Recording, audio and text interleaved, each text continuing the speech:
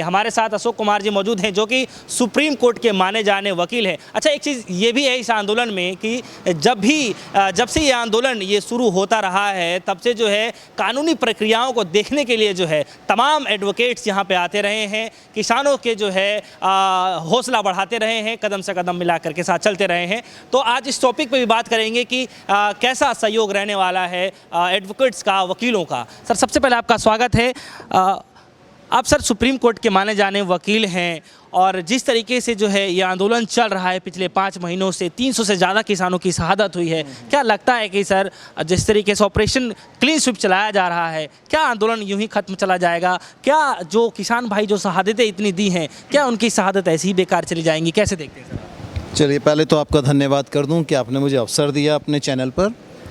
दूसरा, मैं कहूं कि क्लीन स्वीप, कल भी मैंने आप ही के चैनल के इंटरव्यू में बोला था, क्लीन स्वीप तो होना चाहिए, लेकिन क्लीन स्वीप किसका हो?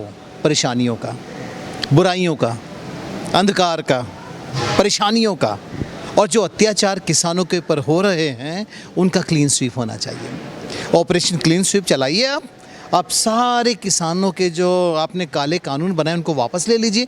मैं तो कहता हूँ क्लीन स्वीप करें आपको परमेश्वर ताकत दे, आपको ज्ञान दे, आप पूरी तरह से क्लीन स्वीप करें और आपको जन समर्थन भी मिलेगा। आप एक बार आंदोलन वापस ले लीजिए, आप किसानों की बात सुन लीजिए, क्लीन स्वीप अपने आप हो जाएगा। अब रही बात ये है कि आंदोलन में, क्योंकि जिस तरह से आपने कहा कि वकीलों का और हमारे कानून के जितने भी विद्यार्थी हैं उनकी सपोर्ट है या नहीं। देखिए, कोई भी आंदोलन जब भी होता है तो संविधान के दायरे में होता है। हम संविधान के दायरे में हैं, हमारा मौलिक अधिकार है, अपने मौलिक अधिकार का इस्तेमाल कर रहे हैं, तभी सरकार हमें यहाँ बैठने का अवसर दे रही है। अगर ये मौलिक अधिकार नहीं होता, संविधान के दायरे में नहीं होता, तो मजाल है किसी की कोई व्यक्ति ज़मीन पर कब्जा करके बैठ जाए। और अब आगे इसको और बढ़ाऊँ बड़े विनम्रता के साथ कि ये अब गाज़ीपुर बॉर्डर नहीं है, ये अब हमारा यूपी गेट गांव है। ये हमारा बड़ा सुंदर सा छोटा सा गांव है। तो उत्तर प्रदेश की पृष्ठभूमि पर जब आप दिल्ली से यूपी गेट में प्रवेश करेंगे तो आपको एक नया गांव मिलेगा और उस गांव का नाम है यूपी गेट, जहां पर हमारे 100 साल के बुज़ुर्ग चौधरी साहब भी हैं, जहां पर मेरे 10-10 साल के बच्चे भी हैं, शिशु भी हैं, जहां मेरे ये युवा पीढ़ी बैठी है, जहाँ पर बहुत सारी परेशानियाँ हैं, लेकिन परेशानियों को सब गले लगाते हुए, एक दूसरे का हाथ पकड़ते हुए, प्यार करते हुए, साहस के साथ, धैर्य के साथ आगे बढ़ते जा रहे हैं। और पूरा विश्वास है कि हम अपने इस गांव की परंपरा को और आगे बढ़ाएंगे और सफलता लेंगे। आप कह रहे हैं कि ये गाज़ीपुर बॉर्डर नहीं है, ये गाज़ीपुर गांव है, छोटा सा गांव है, यूपी गेट गांव है। तो काफ़ी खुशहाल की तरह जो है किसान भाई रह रहे हैं। लेकिन इसे जो है इस तरीके से अगर देखा जाए कि आप लोगों ने जो एक बड़ा सुंदर सा ये गांव बसाया है, अगर कोई आए इसको हटाना चाहे तो उसको लेकर के क्या तैयारी है आप लोगों की? देखिए, गांव तो नहीं हटते, जब गांव बसते हैं तो गांव हटते नहीं, और मुझे नहीं लगता कि किसी की मंशा ये होगी कि जहां पर लोग बसे हैं, जो गांव बसा है, गांव को हटाया जाए। हाँ, संविधान में प्रक्रिया है, रिलोकेट कर सकते हो आप, रिलोकेशन कर सकते हो, एक गांव को दूसरी जगह पे स्थापित कर सकते हो। वो एक जो पूरी तरह से गठित पुनर्स्थापित गांव है उनकी बात होती है। अगर आप इसके अपने इन शब्दों के माध्यम से ये कहना चाहें कि आंदोलन को किस तरह से हटाएं, तो वह एक प्रश्न दूसरा हो जाता है। देखिए, आंदोलन कोई व्यक्ति विशेष का नहीं है, आंदोलन में कोई व्यक्तिगत मांग भी नहीं है। इस आंदोलन में मांग है पूरे देश की, इस आंदोलन में मांग है हर उस व्यक्ति की, उस प्राणी की जो मजदूरी करता है या बड़ी बड़ी ऊंची ऊंची अटारियों में रहता है। ये आंदोलन हर एक व्यक्ति विशेष से जुड़ा है। ये आंदोलन तो पशुओं से भी जुड़ा है, ये आंदोलन जो हम अपने घरों में पेट्स पालते हैं उनसे भी जुड़ा है, क्योंकि आंदोलन रोटी की लड़ाई है और रोटी की लड़ाई बड़ी उज्ज्वल और पुण्य है। तो मुझे नहीं लगता कि किसी भी सरकार में या किसी की शक्ति में इतनी शक्ति होगी कि इतनी सजग आत्माओं के इस आंदोलन को बेकार में रोंदते हुए हटाएगा, मुझे नहीं लगता। लेकिन वकील साहब, मेरा एक सवाल है कि इससे पहले जो है इस आंदोलन से पहले भी है बड़े बड़े आंदोलन किए गए हैं, ऐसे भी आंदोलन किए गए हैं जो सरकार को जो है तख्ता पलट भी किया है, ऐसे ऐसे आंदोलन हैं, और ऐसे ऐसे आंदोलन भी जो है जो सरकार ने जब चाहा जब उस आंदोलन के जो है उखाड़ भी फेंका है। तो कैसे आप देखते हैं कि जिस तरीके से आप लोगों का आंदोलन जो है लगभग 5 महीने से चलता हुआ आ रहा है, ऑपरेशन क्लीन स्वीप का नाम दिया जा रहा है कि ड्रोन कैमरे से निगरानी रखी जा रही है, हवाई नज़र रखे जा रहे हैं। कैसे देखते हैं आप, क्योंकि आप कानूनी प्रक्रिया को बखूबी समझते हैं, सरकार जो है वेस्ट बंगाल में है, तो ऐसे में वार्तालाप भी नहीं हो रही है, तो क्या है पूरी प्रक्रिया कैसे? आपने पुराने आंदोलनों का नाम लिया, उनका जिक्र किया, तो मैं बता दूं कि आंदोलन तो हमेशा होते हैं और आंदोलन हमेशा या तो सत्ता में आने के लिए होते हैं या सत्ता में से किसी पार्टी की सरकार को निकालने के लिए होते हैं। और सौभाग्य की बात है, ये आंदोलन ना तो सत्ता में आने के लिए है और ना ही सत्ता में से किसी को निकालने के लिए। ये आंदोलन बड़ी नेक नियत का आंदोलन है। मैंने कहा ना, ये आंदोलन व्यक्ति विशेष के लिए है, हर नागरिक के लिए है जो रोटी खाता है, हर गरीब के लिए है, हर किसान के लिए। ये जितने किसान यहाँ पर बैठे हैं, परमेश्वर की कृपा से सब संपन्न हैं, सबके पास बहुत बीघा ज़मीन है। अगर ये कुछ ना भी करें तो इतना परमेश्वर ने दिया है इनको अनाज की, किसी के सामने हाथ ना फैलाएं। लेकिन ये लड़ाई किसकी लड़ रहे हैं? मैं तो यही कहूँगा कि ये सारे मेरे आंदोलनकारी, ये क्या हो गया इनको, इतने सामाजिक कैसे हो गए?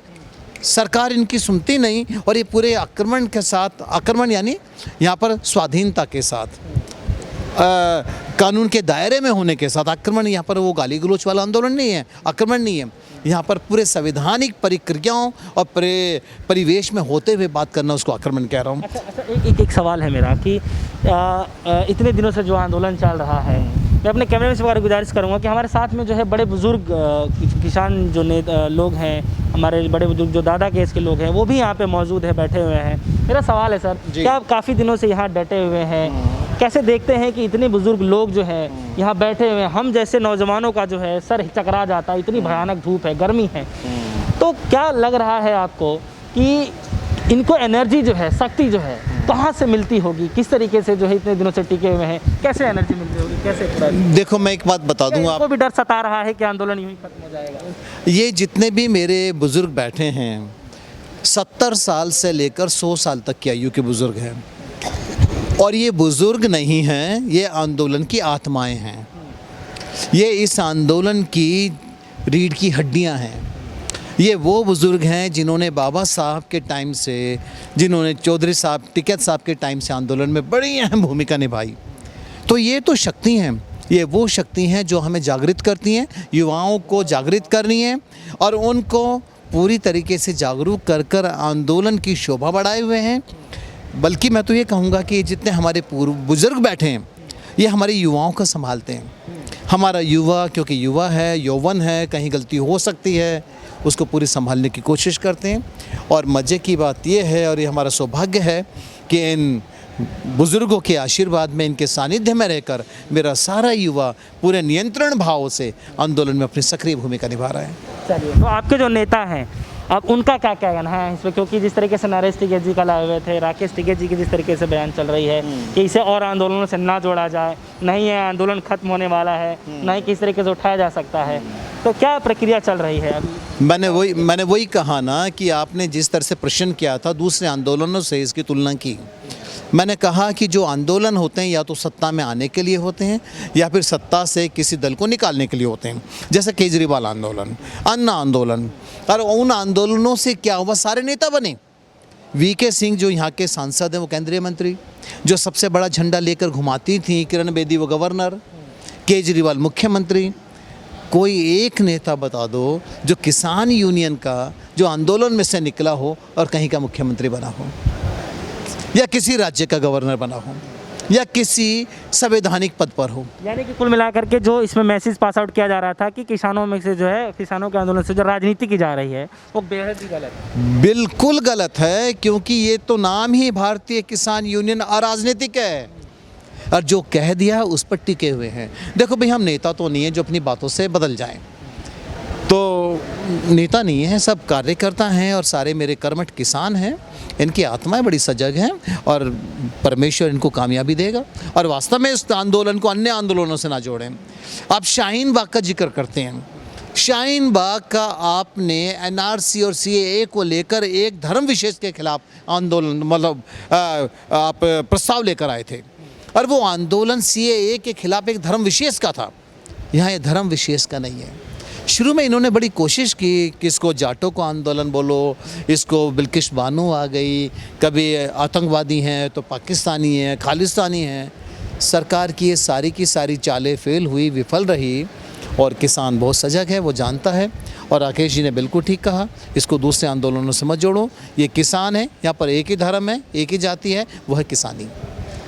तो फाइनली जो है क्या लग रहा है कि जिस तरीके से जो है आप लोग बैठे हुए हैं और आंदोलन खैर चल ही रहा है, बहुत दिनों से चल रहा है, इसमें कोई दो राय नहीं है। जिस तरीके से जो ऑपरेशन क्लीन का जो नाम दिया जा रहा है, तो फिर से मेरा वही सवाल है कि क्या इसमें कुछ दाल भी सरकार का गलेगा? जिस तरीके से और आंदोलनों को उठाए जाने की जो प्रयास किए जा रहे थे, तो क्या इस आंदोलन को थोड़ा बहुत भी फर्क पड़ेगा कि नहीं पड़ेगा? नहीं, मैंने फिर वही आपकी बात को कह दूं, आपके प्रश्न को थोड़ा सा और आगे बढ़ा के कह दूं कि ये आंदोलन क्योंकि राजनीतिक नहीं है, ये आंदोलन रोटी की लड़ाई है। अगर ये रोटी की लड़ाई नहीं होती तो आप समझिए इस आंदोलन को कब को हटा दिया जाता।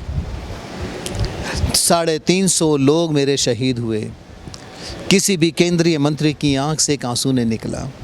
अच्छा, यहाँ पे जो किसान बुजुर्ग नेता हैं उनसे आपकी बातचीत होती होगी, तो क्या लगता है आपको, कैसा फील होता है? बहुत अच्छा महसूस होता है, वो बड़े खुश हैं। सरकार कहती है कि किसान सारे परेशान हैं, आंदोलन जीवी बड़े पीड़ित हैं। भैया मैं सरकार से अनुरोध करो, आ जाइए एक बार हमारे साथ बैठ कर चाय पी लीजिए, 2-4 किस्से हम भी आपको सुनाएंगे, आप भी हंसेंगे, हम भी हंसेंगे। जब से कई ऑपरेशन क्लीन का जो नाम सुने हैं कुछ किसान भाई, तो क्या कुछ डर की भावना है? कुछ ऐसा लग रहा है कि वाकई में आंदोलन खत्म हो जाएगा? आप किसी भी मेरे छोटे से बच्चे से लेकर के बड़े बुजुर्ग तक पूछ लो, मैं कहता हूँ डर की एक शिकन तक उनके चेहरे पे नहीं होगी। ये किसान है, खेत में भी लड़ता है और उन्हीं के बच्चे सीमा पे लड़ते हैं। जय जवान जय किसान ऐसे नहीं कहा किसी बुद्धिजीवी ने। ये हम लोग छोटे काम करने वाले या निक्कर पहन के लाठियाँ चलाने वाले लोग नहीं हैं। हम खेत में अपने हल चलाते हैं और सीमा पर हमारे बच्चे बंदूकें लेकर खड़े हैं। हम देश के बाहर के दुश्मनों से भी रक्षा करते हैं और किसान देश में अंदर के दुश्मनों से भी रक्षा करना जानता है। राकेश कुमार जी, एक आखिरी सवाल है मेरा, क्या संदेश देना चाहते हैं सरकार को, गवर्नमेंट को? जिस तरीके से ऑपरेशन क्लीन का नाम दिया जा रहा है, क्या मैसेज देना चाहते हैं आप? देखिए, आपके माध्यम से मैं बता दूं सरकार को, करबद्ध प्रार्थना करते हुए बोल दूं कि ऑपरेशन क्लीन आपका अच्छा नाम है, बहुत अच्छा नाम है, अच्छा लग रहा है, लेकिन अगर आपको क्लीन अप ही करना है तो सारी समस्याओं को क्लीन कीजिए, सारी बुराइयों को हटाइए, इन तीनों काले कानूनों को वापस कर लीजिए, स्वामीनाथन आयोग को लागू कर दीजिए, सारी बुराइयों को और जितने भी द्वेष भावनाएं हैं उनका क्लीन अप कीजिए। हम आपके साथ हैं, हम आप ही के लोग हैं, आप ही का इंतजार कर रहे हैं। आप आइए, मिलकर बैठेंगे, चाय भी पियेंगे, चाय पे चर्चा भी करेंगे और आगे भी बढ़ेंगे। बहुत बहुत शुक्रिया हमसे बातचीत करने के लिए।